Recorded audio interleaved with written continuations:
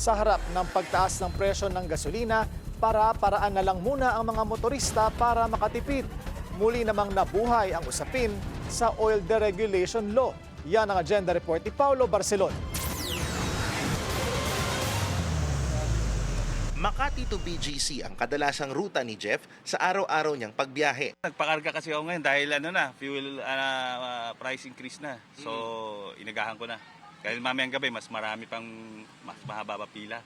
Ang ibang driver gaya ni na Christine na may company car subsidy at ang BGC bus driver na si Ronald, kanya-kanyang diskarte para makatipid sa gasolina. Personally, of course, hindi ako nag-idle ng car. So, yun ang ginagawa ko.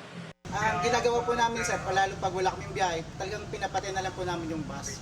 At saka yung aircon hanggat hindi kailangan, ginagamit, ina-off din po namin. Ang ilang transport group naman gaya ng Piston, kinalampag ang Department of Energy na muling i-regulate ang oil industry. Deceptive tactic lang daw ang mag-utay-utay sa oil price hike. Ang ending pa rin daw kasi mas mataas na pasanin para sa mga Pilipino.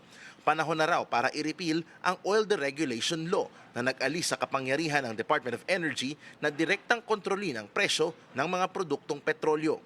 Siguro panahon na rin na bisitahin natin ulit, no? To look at the oil deregulation law, kung ano ba kasi matagal na yan ano ba yung ibang paraan pa para more protection for our people in times like emergencies like this. Sa ngayon, todo bantay pa rin ang DOE sa galawan ng presyo ng langis at sa mga gasolinahan.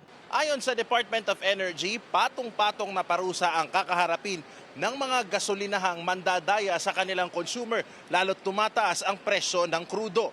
Umaabot sa 10,000 pesos kada pump ang parusa sa mga gasolinahang nandadaya sa dami ng gasolina kanilang ikinakarga, habang 200,000 pesos naman ang penalty per pump sa mga gasolinahang nandadaya sa quality ng kanilang gasolina. Para sa agenda, Paulo Barcelon, Billionario News Channel.